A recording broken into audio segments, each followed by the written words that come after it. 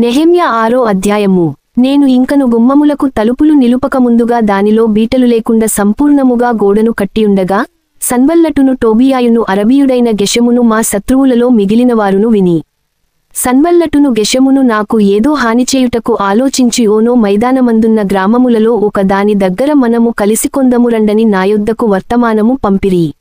అందుకు నేను చేయుపని గొప్పది, దాని విడిచి మీ యొద్దకు వచ్చుటకై నేను దానినెందుకు ఆపవలెను? నేను రాలేనని చెప్పుటకు దూతలను పంపితిని. వారు అలాగున 4 మారులు నా యొద్దకు వర్తమానము పంపగా ఆ ప్రకారమే నేను మరల ప్రత్యుత్తరమిచ్చితిని. అంతటా 5వ మారు సన్బల్లటు తన పనివాని ద్వారా విప్పియున్న యొక్క పత్రికను నా యొద్దకు పంపెను.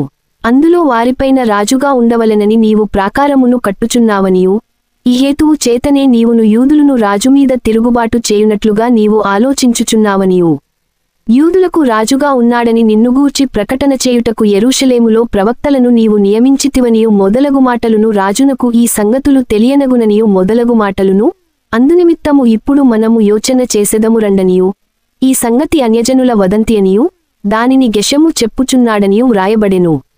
ఈ పని చేయలేకుండా మాసక్తులమగుదుమనుకొని వారందరూ మమ్మును బెదరింపజుచిరి గాని, నేను ఇటువంటి కార్యములను మేమెంత మాత్రమును చేయువారము కాము, వీటిని నీ మనస్సులో నుండి నీవు కల్పించుకొంటివని అతని యొద్దకు నేను వర్తమానము పంపితిని. దేవా, ఇప్పుడు నా చేతులను బలపరచుము. అటు తరువాత మెహేతబేలునకు పుట్టిన దెలాయా కుమారుడైన షెమయా యొక్క ఇంటికి వచ్చితిని. అతడు బయటికి రాకుండా నిర్బంధింపబడెను. అతడు రాత్రి కాలమందు నిన్ను చంపుటకు వారు వచ్చెదరు గనుక, దేవుని మందిర గర్భాలయములోపలికి మనము పోయి తలుపులు వేసికొనెదము రండని చెప్పగా, నేను నావంటి వాడు పారిపోవచ్చునా? ఇంతవాడనైన నేను నా ప్రాణమును రక్షించుకొనుటకైనను గర్భాలయమున ప్రవేశింపవచ్చునా? నేను అందులో ప్రవేశింపనంటిని. అప్పుడు దేవుడు అతని పంపలేదనియు, టోబియాయును సన్బల్లటును అతనికి లంచమిచ్చినందున నా విషయమై ఈ ప్రకటన చేసెననియు తేటగా కనుగొంటిని. ఇందువలన నాకు భయము పుట్టగా, నేను అతడు చెప్పినట్లు చేసి పాపములో పడుదునని అనుకొని, నామీద నిందమోపునట్లుగా నన్నుగూర్చి చెడువార్త పుట్టించుటకు వారతనికి లంచమిచ్చియుండిరి.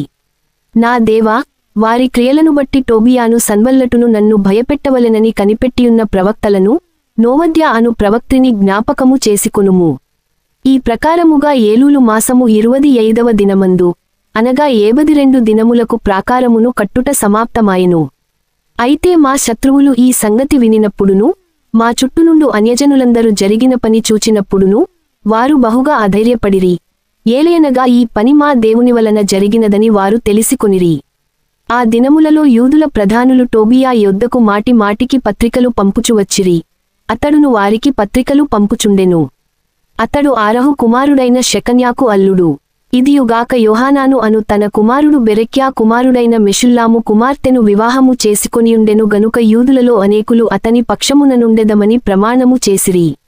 వారు నా ఎదుట అతని గుణాతిశయములను గూర్చి మాటలాడుచు వచ్చిరి. నేను చెప్పిన మాటలు అతనికి తెలియజేసిరి. నన్ను భయపెట్టుటకే టోబియా పత్రికలు పంపెను.